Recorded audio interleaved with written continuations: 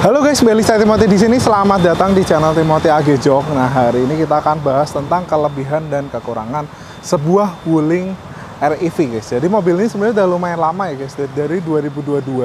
Jadi sekarang mobil ini udah launching sekitar 2 tahunan ya guys. Tapi kemarin kita dapat modifikasi belum yang terlalu banyak. Nah, kali ini kita dapat modifikasi yang lumayan sesuai dengan karakter modifikasi kita guys.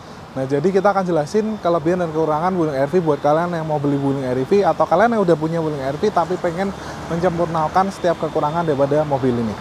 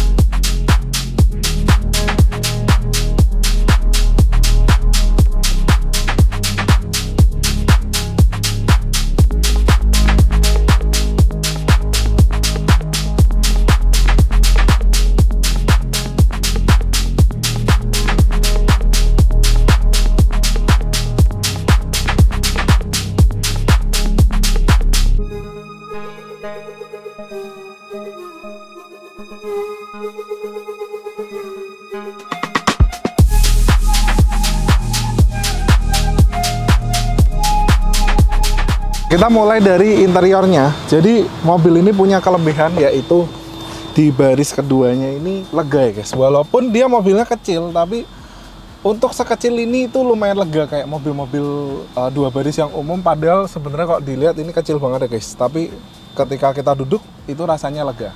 Lalu yang kedua, mobil ini tuh kecil ya guys. Jadi kalau misal kalian tuh lagi masuk parkir paralel tuh gampang banget. Bahkan ketika kalian parkir seperti ini, mobil ini tuh bisa parkir seperti ini tanpa memotong jalan terlalu banyak guys.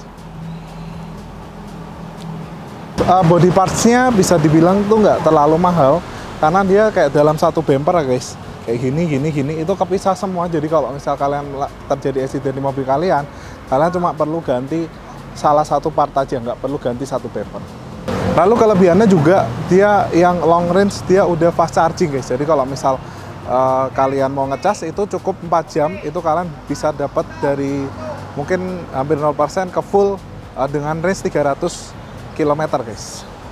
Lalu mobil ini itu akselerasinya mantap guys. Walaupun dia kecil, kelihatannya kalau mobil BCC kecil kan kadang terkenal dengan lemotnya, tapi mobil ini tuh enggak guys. 0 ke 50 cepat sekali guys akselerasinya, tapi 50 ke 100 memang agak lama. Tapi ya kita di perkotaan yang kita butuhin adalah torsi dan akselerasi ya guys. Nah, surprisingly mobil ini tuh juga bantingannya empuk guys. Jadi kalau kalian ngerasa mobil kecil nggak enak bantingannya, di mobil ini enggak, dia bantingannya empuk. Nah, lalu juga mobil ini pajaknya tuh murah guys. Nah, bisa murah karena kita bandingin sama motor aja lebih murah mobil ini. Kalian bisa lihat nih pajaknya cuma Rp178.000 guys. Mantep. Dia punya kehematan yang cukup hemat guys dibanding maksudnya untuk sesama mobil listrik dia termasuk hemat. Itu saya pernah coba hitung mobil ini itu bisa dalam 300 km kita cuma ngisi listrik sebanyak 39.000 dengan KWH 1.300 rupiahan ya satu KWH nya. Jadi 1 kilometer kita cuma perlu menghabiskan Rp120. Nah, sekarang kita bahas kelemahannya daripada mobil ini guys. Nah, kelemahan dari mobil ini juga ada. Jadi kita bahas satu persatu, terutama di bagian interior guys. Nah, kita bahas dari mulai kekurangannya terutama di bagian interior guys. Jadi di bagian interior itu jok depannya itu dia punya panjang dudukan itu mungkin seginian guys. Jadi kalau misal kalian tingginya 160 ke atas, kalian duduk di Wuling REV itu pasti ngegantung banget. Nah, mobil ini sebenarnya joknya itu cukup kokoh, cuma memang kecil guys. Jadi kita udah swap jok ini jadi menggunakan mobil expander. Kenapa pakai mobil expander? Karena dengan mobil expander itu lebarnya cukup, tapi kita dapat posisi duduk yang lebih nyaman. Dan dia juga bisa di height adjuster guys. Jadi kayak gini nih, kalian bisa tinggiin lagi ataupun kalian bisa kurangin lagi untuk ketinggian daripada jok expander ini. Dan mobil ini jok expander ini empuk, dan yang penting sih cukup guys untuk dipakai di mobil Wuling R-EV, karena dia nggak cukup lebar, jadi nggak semua jok mobil itu masuk ya guys. Yang bisa masuk joknya Honda Brio, expander, dan juga Toyota Camry guys.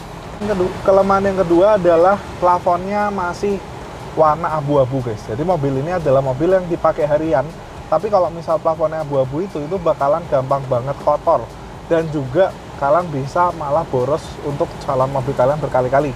Makanya mobil ini udah kita black out di bagian interiornya menggunakan sweat Alcantara guys. Jadi kalau misal kalian pakai ini kegesek-gesek anak kecil atau apa, itu di sini masih aman banget dan nggak bakalan kotor guys untuk di bagian plafonnya seperti itu. Nah, lalu juga mobil punya kelemahan, yaitu di bagian ergonomis pedalnya itu lumayan ngegantung. Jadi kalau kalian mau ini tuh posisinya agak susah. Jadi ya ini nggak bisa diapa-apain, itu bawaan daripada Wulingnya guys. Nah, lalu juga kelemahan mobilnya adalah warna kulitnya tuh kebanyakan abu-abu guys. Jadi kalau kalian punya Wuling R-EV itu kebanyakan di sini kulitnya udah kotor sekali guys. Jadi supaya nggak kotor, ini udah kita black out di bagian door trimnya jadi warna hitam dan karbon dengan stitching warna merah, jadi lebih kelihatan rapi. Di sini juga menggunakan hitam dan karbon stitching warna merah, jadi lebih kelihatan cakep guys, lebih kelihatan sporty sedikit. Jadi kita masuk ke sini rasanya lebih sporty di mobil Wuling R-EV ini. Nah, lalu kelemahan selanjutnya adalah mobil ini bongkar akinya lumayan ribet guys. Jadi kayak sampai copot-copot bemper segala macam. Jadi ya kalau misal kalian ganti aki lebih baik sebelum mati. Jadi kalian punya bawa ke bengkel aki, toko aki sebelum mobil ini mati. Karena kalau di jalan takutnya sih ketika kalian ganti, nggak semua orang bisa ganti aki mobil ini guys, karena bongkarnya lumayan ribet. Nah, juga kelemahan mobilnya adalah ergonomis duduknya. Jadi duduknya itu dia joknya terlalu kecil, dan juga posisinya terlalu bawah. Jadi kalau kita nyandar itu ininya lumayan ngegantung guys, jadi nggak enak. Jadi kita tinggiin sedikit dan kita pasangin jok expander supaya joknya ini lebih zero gravity. Yang aslinya tuh lurus doang kayak gini guys, nggak ada beloknya kayak gini. Jok yang enak itu adalah jok yang dia punya sisi agak kayak gini sedikit. Semakin miring gini guys, itu duduknya makin enak. Tapi semakin miring, kita bakal butuh space yang lebih besar. Makanya supaya compact mungkin dibikin rata gini, tapi udah kita perbaikin jadi lebih naik, dan ini lebih enak, posisi duduknya lebih ergonomis dan bikin makin nggak capek udah pasang jok kayak gini guys. Nah, yang terakhir adalah kelemahan daripada mobil ini adalah banyaknya, atau ada lah ya, mungkin sekarang udah nggak banyak, ada software bug-nya guys. Jadi beberapa teman-teman saya yang pakai Wuling atau customer mereka cerita sih ketika pakai Wuling ini itu ada kadang-kadang suka mundur sendiri atau kadang nggak bisa direm karena memang software bug-nya guys. Nah, mungkin ini buat Wuling mesti update terus nih buat software bug-nya supaya karena mobil udah canggih, jadi semua diatur software biar bisa lebih nyaman dipakai, lebih kita pakai wireless ya. Software bug-nya itu moga-moga Wuling bisa improve terus. Nah, jadi itu kelebihan dan kelemahan modifikasi Wuling ini. Jadi kalau kalian pengen modifikasi seperti ini, jadi kayak dashboardnya diitemin, semua diitemin dengan karbon merah, itu cakep sekali, kelihatan lebih sporty. Budgetnya ya belasan lah ya untuk modifikasi seperti ini. Kalian bisa hubungin Agi Jok Semarang atau Agi Jok di Serpong. Sampai ketemu lagi di video selanjutnya. Thank you.